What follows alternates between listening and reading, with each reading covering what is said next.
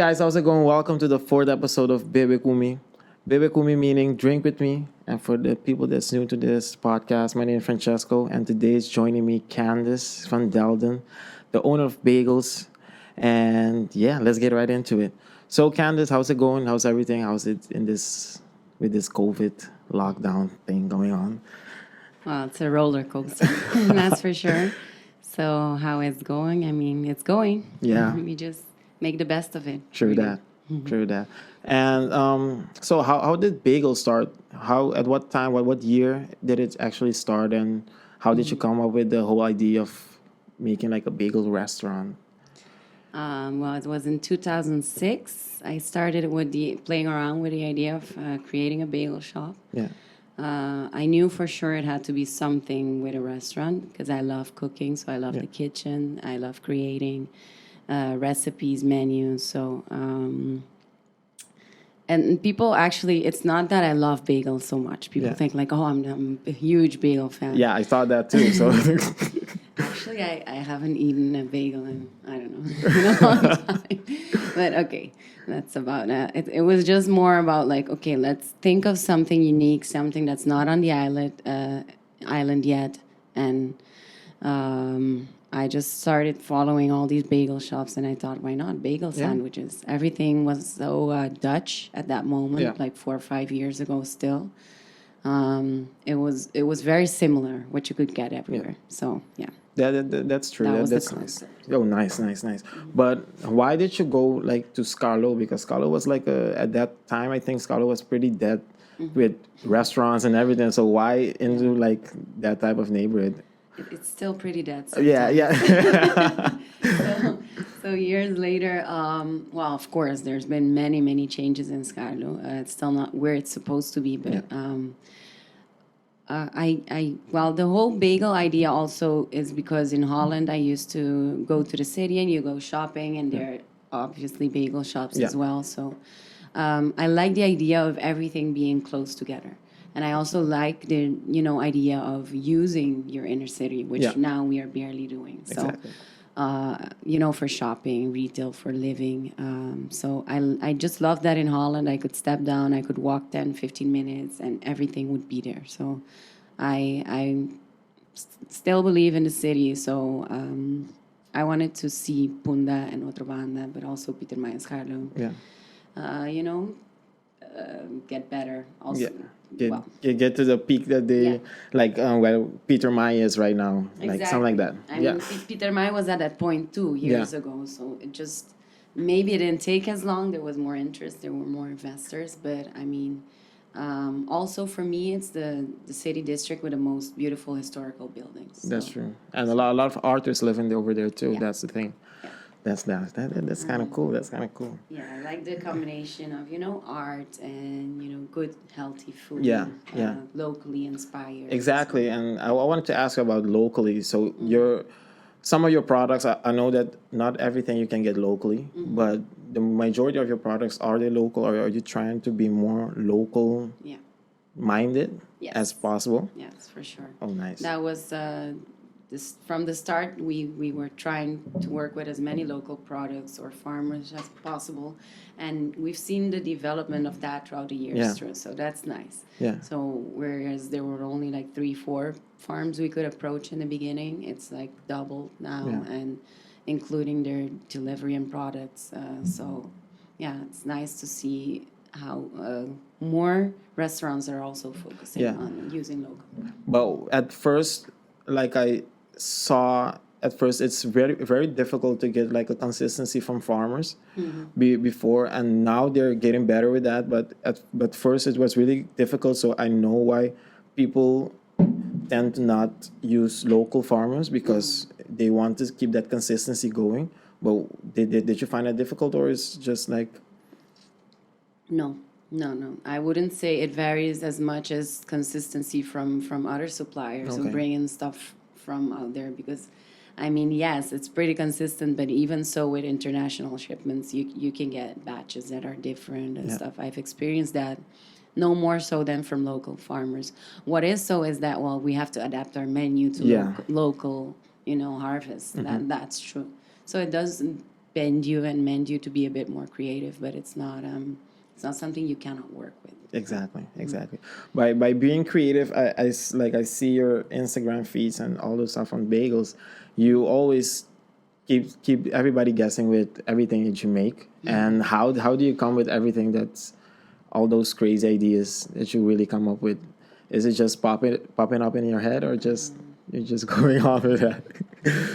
Well, yeah, it's a combination of things that pop up in my head, but also, yeah, I follow cooking programs and feeds and pages. So, yeah, I try to get a little inspiration, always trying to put my own touch into it. But also, I keep looking for things that we don't have here yet, like things that are a big, like maybe hit, or an Insta maybe hit, or stuff like that, and then I put a twist to it. Put a twist on it, and then everybody started using after a while, right? Yeah, that is true. It's not how do you say, unique for long. Yeah, no.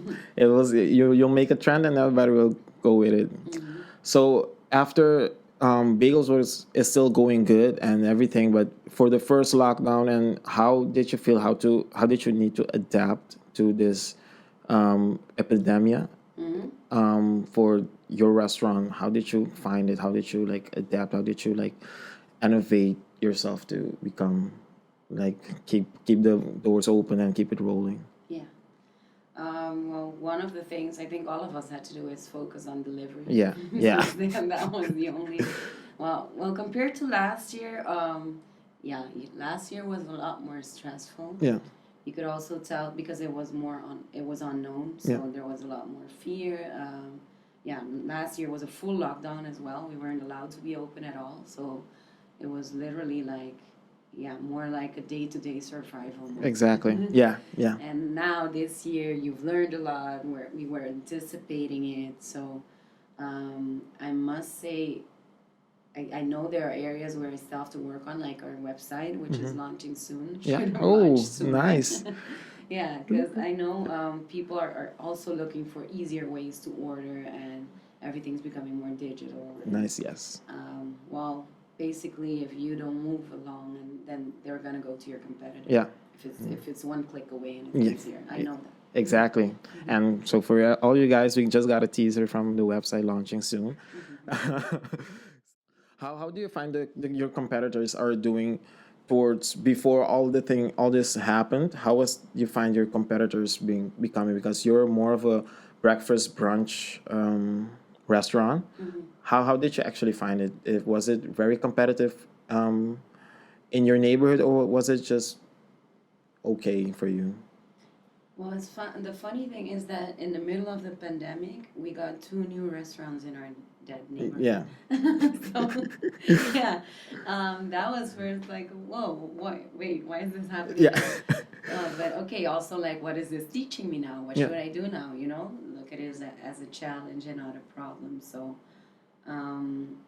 I see a lot of people popping up and selling food from home as well. And that's also been a big hit for the restaurant industry, because obviously we cannot compete with the prices they have. Exactly. And maybe they also have close knit circles, and they can sell, and they can sell anytime at very low prices, which we cannot do. So true. I've seen a lot of businesses copying each other too, and it's unfortunate. Yeah, that's what I don't really understand, why people keep on copying each other, because you have to be different. Yeah, you have to be different, because normally when people get competitors, they're going to their like safe mode, and they trying to become more. They're going back to the, let's say, voorbeeld kaasballen and all those stuff, the easy Dutch food. And they don't try to innovate and change their mindset to make something different. And a lot of restaurants are popping, and they're still making the same food that every other restaurants are making. And that's what I like about bagels. It's something different. It's always something that you don't expect to get there, Yeah, I know. It's something that big groupie. And about the supporters, are you still getting as much of support, or as much of people buying at bagels? Is it the amount? Did it get bigger or is it okay? Well, what can I say? From the first pandemic, after that, or actually, well, after the first lockdown, then we got more clients. Oh, nice. Yes, because the lockdown forced people here in Curacao to well, first of all, I think everyone made a decision, like it was a conscious decision to let's support local places a bit more. Also, everyone was stuck here, no one could leave. So yeah, you have to figure out stuff to do on your own island, which I felt for a long time that a lot of people didn't know a lot of stuff that in a lot of places you can go, a lot of sceneries and everything. So so we got a lot more local customers, but then again we lost a lot of tourists. So I think it was more or less the same last year, but throughout the development of the year, you do see for me, then the clientele is lowering. Yeah. You do see the economic struggle on the island. It's getting worse. It's not getting worse, but at the same time, it's sometimes for me, I think of it, it's like a lose and win because you lost a lot of clients, but at the same time, people get more innovative and they start thinking ways to make money a certain way. So before they were lazier, now they're more active doing stuff. For me, I find it okay. It's a win-win, or for a lose-win, let's say that. So this podcast is like drinking and stuff. We talk about. I'm a bartender, as you know, and your go-to alcohol. I know it's whiskey, but what type of whiskey do you like? Of what, or you just drink everything? Is this a trick question? Are you alcoholic? That's a question. I think that's what the living is. I would drink almost any whiskey. But no, for example, these Irish ones are not my go-to. I would, well, actually, my favorite is always still Dewar's 12. Just like the locals. Very cliche, very cliche. Very, yeah. Very waterplaat. Oh, nice, but at least nice. I go for the 12. Yeah, if I can choose. At least you're a little I'll go, I'm brocade, okay? No, nice. But now, like, we're leaning to after this lockdown, do you have any plans towards bagels to change if you want to say something about that? If you have any plans of maybe going bigger or changing something or going for dinner, what do your plans? Yes, I've thought about. They've asked me for dinner, and that wasn't first. I have to say I wouldn't even consider it at first because it was more like this is the concept and not. Exactly. I'm thinking about pop-ups. I might be doing dinner pop-ups. Oh. Yes, just focusing on other merchandise. As soon as the site is up, I'll have maybe some merchandise up too from bagels. So cool. Stuff like that. As for location or branching out, I can't say anything. No.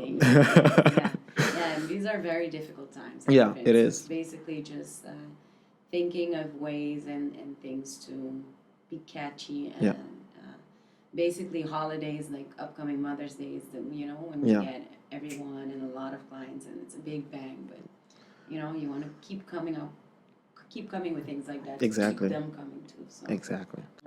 For these past times that you are delivering, did you get any complaints or are people being difficult about something sometimes or about the time or how long you take to deliver? Well, with us, not so much. I've heard a lot of complaints in general about people being a bit impatient or, well, I can imagine also deliveries running very late in the beginning as companies and restaurants are trying to catch up with the demand or with the innovations and everything. So I can imagine. For us, luckily, it's we didn't have many complaints in that department. We do have the problem that people think that if you say delivery 10 a.m., it's going to be there like 10:01. Yeah. Yeah, that's not like, you still have to see it as an approximate. We try to keep it within the half an hour, but also we learn a lot, you communicate a bit more and you call if it's later, Yeah. or you learn to keep the clients happy, send something extra if it's a lot later, and so yeah, with us it's not that big of a problem. No. Actually. Okay. Okay. So before or right now that we're like opening up, and is Bagels gonna be opening up too? Yes, actually, we're opening back up tomorrow Okay. with our seating on the terrace. It's allowed since today, Yeah. so yeah, that's great to have people coming over again. And yeah, I'm sure people can use some fresh air as well. Exactly. Everybody's sitting in the house and doing nothing, Yeah. getting fat. But anyway, um,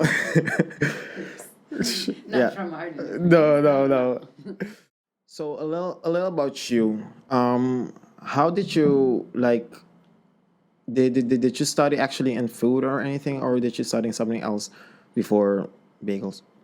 No, the funny thing is, I never did anything with the food industry or anything as for even like a basic cooking class or something. That's funny.